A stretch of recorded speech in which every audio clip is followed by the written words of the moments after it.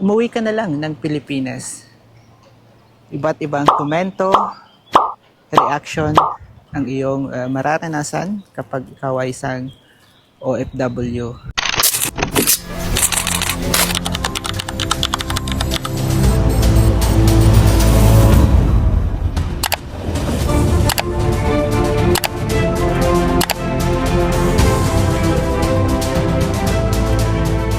Marahil ay common na reaction ng ating pamilya, mga kaibigan, mga naging karelasyon sa buhay noong tayo ay nasa Pilipinas pa. Ang kanilang palaging sinasabi ay bumalik ka na lang ng Pilipinas. So alam ko na experience ito ng ating ibang mga kababayan at patuloy na nai-experience. Kasi kapag nakikita ng ating mga pamilya o ng ating mga naging karelasyon sa buhay, mga kaibigan na hindi tayo nag-i-improve, ay nagda-doubt kaagad sila. Akala kasi nila ay instant yung pag-unlad natin dito sa abroad.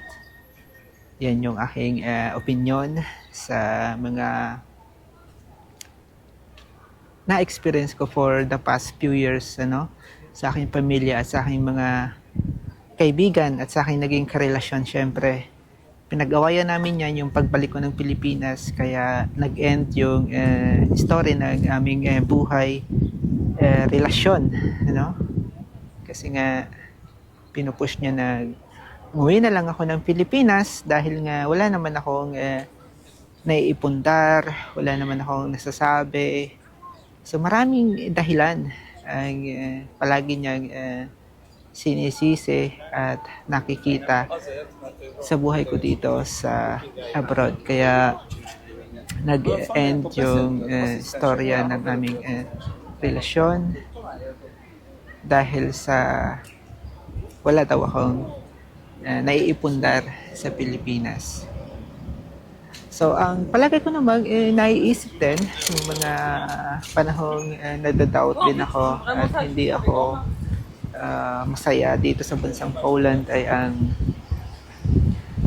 kung paano ako nag-umpisa at kung paano ang hirap ng sitwasyon na aking na-experience kaya ako nandito sa Poland. Yan yung naging motivation ko hanggang sa ngayon.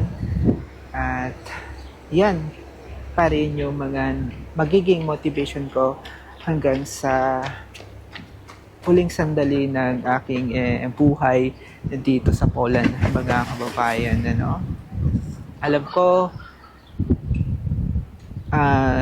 mga Pilipino ay may pagkaugaling perfectionist at masyadong nagmamadali. At isa ako dyan at hindi ko naman pwedeng sisihin din yung kapwa nating Pilipino, yung ating pamilya, yung ating mga naging kaibigan, yung ating mga naging karelasyon, kung bakit hindi kaagad natin nakukuha yung asenso. Ako bilang first timer dito sa abroad ay talagang napakahirap ng naging experience ko, yung adjustment ko. Sabi ko nga sa inyo, dahil 4 na season dito sa Poland, yung winter season yung pinakang mahirap na sitwasyon na aking naranasan dito sa bansang ito. At hanggang sa ngayon, maraming adjustment yung aking nararanasan, yung pagsubok ay hindi madali. At yung pag-unlad ay nakakamit ko na. So sabi ko nga, step by step yung proseso. At sa tulong din ng mga nakakatrabaho ko dito sa Poland for almost 6 years, or 6 years na pakikipag-sapalaran dito sa Poland, na tuloy-tuloy lang at hindi ako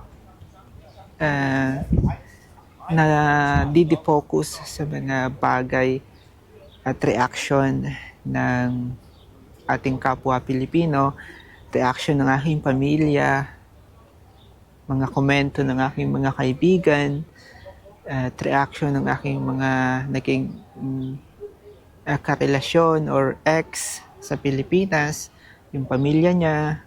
So sa akin ay sana ay pinatawad na nila ako kung hindi man ako naging kung hindi ko man napunuan yung pangarap, yung istorya nung puppet love pa lamang, 'di ba? So sabi ko nga, dito ko nabuo yung istorya ng aking buhay sa Poland at dito ko nakamit yung mga bagay na hindi ko na kayang kamitin or hindi ko na kayang subukan or hindi ko na kayang gawin sa Pilipinas kapag umuwi ako. Bakit ko nasabi? Kasi may edad na rin ako, alam niyo naman ang mga OFW, masakit na yung kasukasuan, masakit na ang tuhod, para lang maitaguyod ang sarili dito sa abroad, para lang makapagpadala, para lang matugunan yung pangangailangan ng pamilya, mga anak. So alam nyo, hindi ko na kailangang isa-isahin pa. At para doon sa mga nakakaranas ng ganyang sitwasyon, siguro pagtibayin lang ninyo yung mga bagay na meron kayo ngayon, yung mga nakamit nyo sa mga panahong ito. Pagtibayin nyo lang yan at mag-focus lang kayo sa pag-unlad ng inyong sarili. Kasi ang aking pananaw or aking opinion sa aking sarili, kapag umunlad yung sarili ninyo, for sure, magiging maunlad din ang pamilya ninyo. At yan, ang aking patuloy na pinanghahawakan or motivation hanggang sa ngayon, mga kababayan. So, yung mga negatibong mga kaibigan, negatibong mga pamilya, negatibong naging karelasyon ninyo, siguro wag na lang ninyong pansinin kasi hindi naman talaga sila yung makakatulong sa inyo para makamit niyo yung mga bagay na hindi ninyo kayang gawin sa Pilipinas, di ba? So, yun yung aking pananaw. Yan ang aking motivation hanggang sa ngayon. Kaya siguro andito pa rin ako sa Poland. So sabi ko nga paulit-ulit kong sinasabi sa sarili ko na siguro ay nagkulang ako sa kaibigan ko, kaya wala akong masyadong kaibigan sa Pilipinas. Wala akong hindi tumagal yung karelasyon ko sa Pilipinas, kaya iniwan niya ako kasi may kulang. So ganyan naman talaga. So para umunlad kayo, at ito ay para doon sa mga single, walang anak at walang kinakasama sa Pilipinas, kasi nung pumunta ako dito sa Poland ay isa akong single, or meron akong karelasyon pero hindi naman kami kasal at wala naman akong commitment sa kanya. So wala naman akong iniwang anak, kaya ligtas, kumbaga alam yun, wala akong obligasyon, sa madaling salita, siguro yung utang na loob lang yung meron, at hanggang sa ngayon ay aking tinatanaw sa pamilya niya at sa mga kamag-anak niya, kasi nga hindi naman masama yung kultura natin, yung masyado tayong mapagbigay, masyado tayong maalalahanin. So at isa ako dyan sa naka-experience ng ganyang buhay sa Pilipinas way back 6 years ago, mga kababayan. At hindi ko naman pinagkakailayan, hindi naman ako galing sa yamang pamilya. At hindi naman ako galing sa marangyang pamilya, no? So meron lang kaming simpleng buhay sa Pilipinas na aming pinag-uunlad, ano? Kumbaga yung simpleng buhay na yon ay hindi ko makakalimutan hanggang sa mga panahong ito. At pinagmamalaki ko syempre yung buhay na meron kami sa Pilipinas, kahit na ang buhay na yon ay 3 beses lang kaming nakakakain sa loob ng isang araw, 4 na beses. At ang aming pagkain ay puro kanin. So syempre, laki kami sa probinsya at may mga gulay, prutas, isda, karne, at marami pang iba, ano. Pero hindi kami ganun ka yaman sa pera, or hindi ganun karami yung pera ng aking pamilya or ng aking nanay at tatay. Kaya siguro nagkaroon ako ng ambisyon, kaya siguro nagkaroon ako ng pangarap para ipagpatuloy yung pagtatapos ko sa kolehiyo at mabigyan ko ng sapat na buhay ang aking sarili, yung hindi ko naranasan sa Pilipinas. At yan yung palagi kong iniisip kapag nagkakaroon ako ng struggle sa aking buhay, kapag nagkakaroon ako ng doubt sa aking sarili. So palagi yan ang aking motivation, mga kababayan. Ano, hindi ganun kadali talaga. Hindi ganun kadali. Naiintindihan ko yung mga OFW dito sa Poland na talagang sumusuko or halos subuko na dahil nga sa sitwasyon, dahil nga sa hindi madaling mag-adjust pagdating sa kultura, pagdating sa language, pagdating sa weather. So, halos sumuko na rin ako noong mga panahong iyon, ano, way back 2 years ago, 3 years ago. Ako, bilang isang OFW dito ay nakaka-experience ako ng buhay katulad ng mga local people kasi meron akong employment contract sa aking trabaho at isa akong housekeeping supervisor at yung mga benepisyo na natatanggap ng local people ay aking natatanggap din, ano? Kaya sa mga panahong ito ay hindi ko na naiisip pang bumalik or tumira sa Pilipinas ng pang matagalan.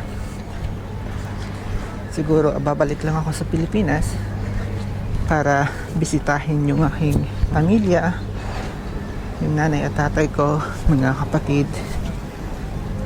Pero para mag-asawa, bumili ng property, so hindi ko na naiisip pa sa mga panahon ito dahil yung buhay na meron ko dito sa Poland ay hindi ko na kaya pang makuha or makamit sa Pilipinas. At yan yung aking pakiramdam, ano, sa panahong ito or sa mga oras na ito. At syempre naghihinayang din ako sa buhay na meron ako ngayon dito sa Poland na napakahirap kunin or makamit ng isang OFW. Kaya nga maraming hindi naniniwala sa aking kakayahan dito sa Poland, yung mga na-achieve ko sa aking sarili dito sa Poland. So maraming mga kababayan ang hindi naniniwala sa mga nakabit ko for the past few years.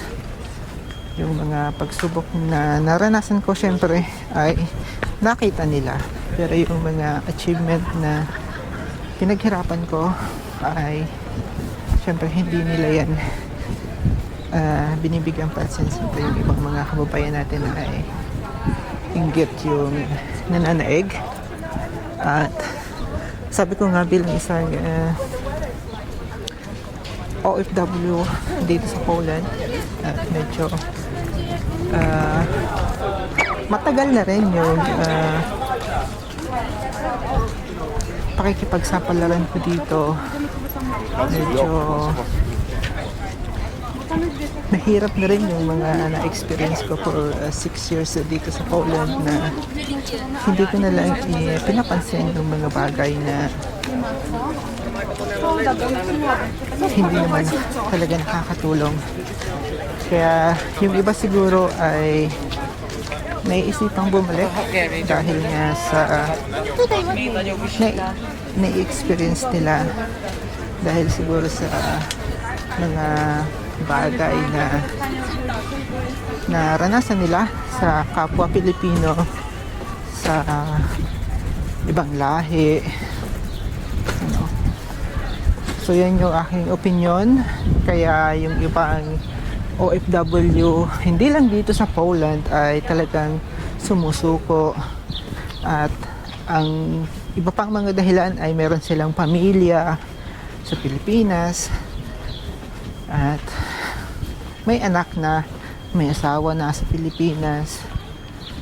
So, hindi natin masisisi yung ibang mga kababayan natin kaya nagmamadaling bumalik sa Pilipinas.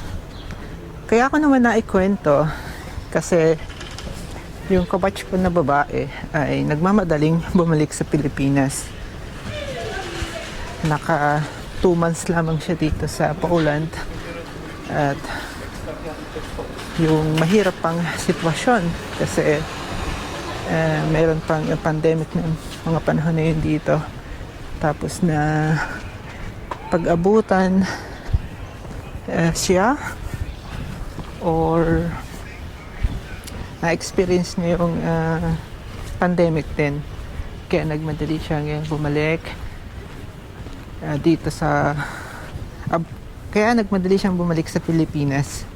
Kasi nga mahirap yung sitwasyon, tapos yung trabaho namin ay cleaner. Meron pa kaming mga face mask, gloves. May mga restriction pa kaming na experience nun. So, nagmadali siyang bumalik ng Pilipinas. Then, pagkalipas ng ilang taon, nakikita niya na meron na kaming improvement ng aking kabatch na si Kuya Ralph. Kaya shout out kay Kuya Ralph, still alive, still survive dito sa Poland.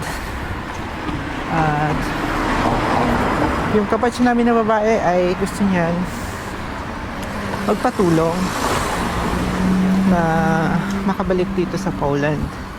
Kaso nga, ang sabi ko sa kanya ay wala naman kaming contact sa immigration or sa agency.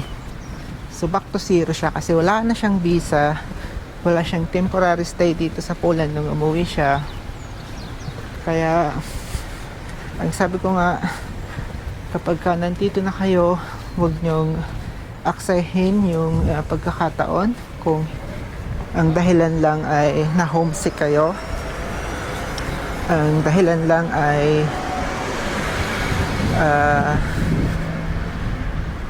yung maliit lang na bagay. So pwede kayong umuwi kung namatayan siguro kayo. Pero kung namatayan kayo at kaya nyo namang tiisin, so bumalik lang kayo ng Pilipinas kapag meron kayong siguradong temporary stay or meron kayong visa pa. So yan yung pinakamagandang advice ko na mga kababayan, kasi Sa mga panahong ito, maganda ang Poland. Ang ekonomiya ng Poland ay isa sa pinakang maganda ngayon dito sa Europe. At maraming mga iba't ibang foreign countries dito sa Europe at Asia ang gustong pumunta dito sa Poland para magtrabaho, para mag-business, para manirahan.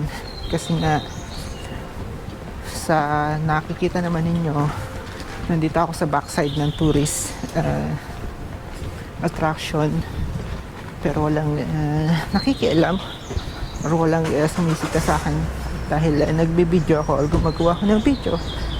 Walang pakailaman nandito. Kapag hindi mo na tapakan o hindi mo na sagasaan yung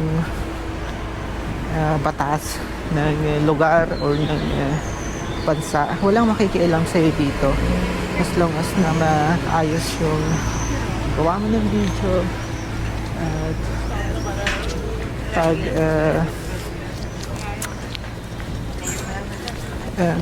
tira mo dito sa bansang ito. So ilan lamang yun sa ma-share ko sa inyo mga kababayan. So, wala yung pakialam sa akin.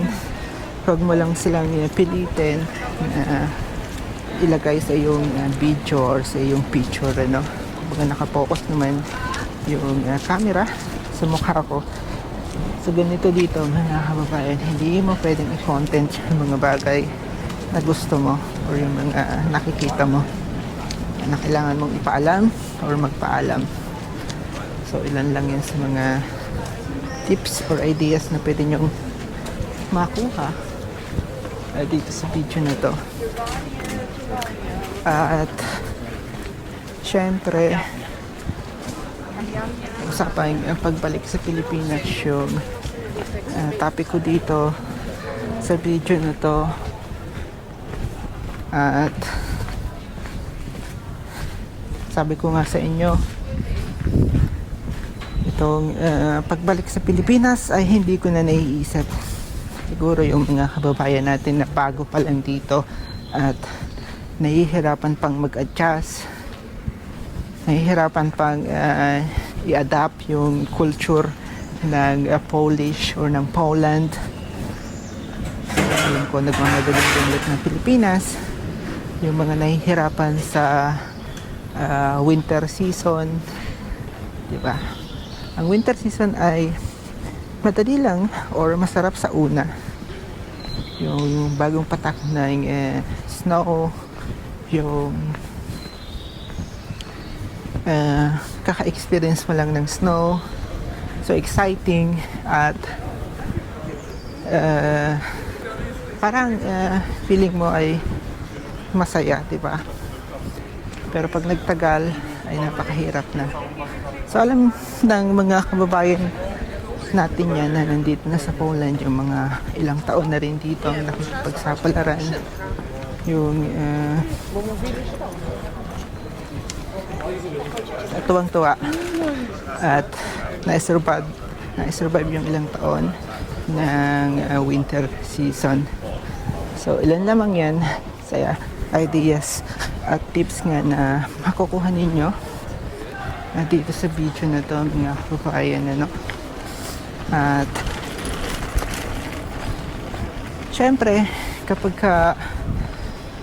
naging maganda yung takbo ng buhay ninyo, yung trabaho, yung meron kayong tirahan at kumikita kayo ng sapat, yung kaya na ninyong buhayin yung sarili ninyo, kaya na ninyong magbayad ng renta, ng pagbili ng grocery, nabibili na ninyo yung mga bagay na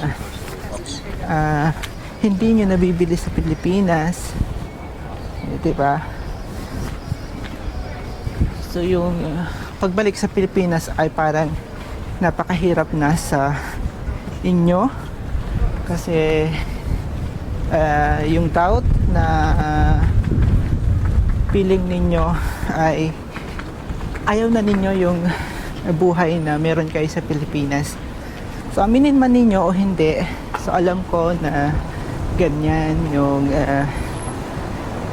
nasa isipan ng ibang mga kababayan natin na meron ng maayos na buhay dito sa Poland, ano, na hanggang sa ngayon ay nakaka-experience ng maayos at magandang buhay dito sa Poland. Sabi ko nga, ako bilang isang OFW ay hindi pa naman ganun kaunlad yung nararanasan ko dito sa Poland, pero malaki yung pagkakaiba ng aking buhay dito sa Poland at buhay ko sa Pilipinas, mga kababayan. Kaya yung mga bagay na hindi ko kayang bilhin nung nasa Pilipinas pa lang ako ay nabibili ko dito sa Poland, katulad nitong camera ko, diba? Kung nasa Pilipinas ako, hindi ko kayang bilhin ito. Yung mga damit na meron ako ay napakahirap bilhin dito sa Pilipinas, mga kababayan, kasi alam nyo yung eksaktong buhay sa Pilipinas meron lang tayo, at ang lahat ng pagkilos, lalo na kung nakatira kayo sa Maynila, ay bayad. Ultimong talbos ng kamote, ultimong ilang pirasong sili ay babayaran mo, so at yung bansa natin ay mataas ang corruption. Isa yan sa naiisip ko, kaya ayoko munang bumalik sa Pilipinas at ayokong tumira ng pagmatagalan, mga kababayan. Kasi napakahirap na sayangin mo yung oras mo, yung bawat araw mo, yung bawat pagising mo ay mahirap. At kasi kung sasayangin mo yung bawat oras at araw mo, ay sayang yung bawat taon, bawat buwan, bawat linggo, or bawat araw na gumigising ka. Sabi ko nga, kung meron na kayong maayos na trabaho dito sa Poland, hindi na ninyo maiisip yung mga bagay na pag-uwi pa sa Pilipinas, ano? So, masakit man sa ating ibang mga kababayan, kahit na sa aking pamilya ay masakit pakinggan na ayaw ko nang bumalik sa Pilipinas, ayaw ko nang manirahan or kahit na mag-invest, ay ayaw ko rin, kasi ilang beses na akong tinanong ng aking nanay na mag-invest sa Pilipinas para pagbalik ko ay meron akong sariling property. Pero sa aking nakikita sa sitwasyon ng ating bansa ay parang ayaw ko. At syempre yung pera na kinikita ko kada buwan dito sa Poland ay mas mainam na itabi ko sa aking sarili, at in case na gumanda yung sitwasyon sa Pilipinas ay meron akong madudukot, diba? Kaya naging matalino lang ako sa mga panahon ito, dahil yung sitwasyon ng bansa natin ay hindi ganoon kaganda sa mga panahon ito, at hindi advisable na ipagmalaki, lalo na yung ating gobyerno, diba? Napakahirap na magsigurado sa bansa natin. Although hindi ko naman itinatakil or sinasabing ayaw ko nang bumalik. Siyempre, one of the best destination pa rin ang bansa natin para magbakasyon. Pero hindi siya advisable para manirahan, di ba? So, ilan lamang yan mga kababayan sa na-share ko sa inyo at marami pa akong kwento na ng aking buhay na dito sa Poland. Mapapanood din nyo sa aking iba't ibang videos at social media account na i-upload ko na, no? So maraming salamat pala sa pag-subscribe sa aking channel, sa mga nagko-comment. So pwede kayong magbigay ng katanungan dito sa videos na to at tuloy-tuloy naman yung upload ko. Sabi ko nga kahit na busy yung sitwasyon ko sa buhay, kahit na may trabaho ako ay hindi naman ako nakakalimot na mag-upload dito sa aking YouTube channel mga kababayan, kasi ito lang yung pinagkakaabalahan ko at gusto ko rin i-dokumento yung buhay ko dito sa Poland.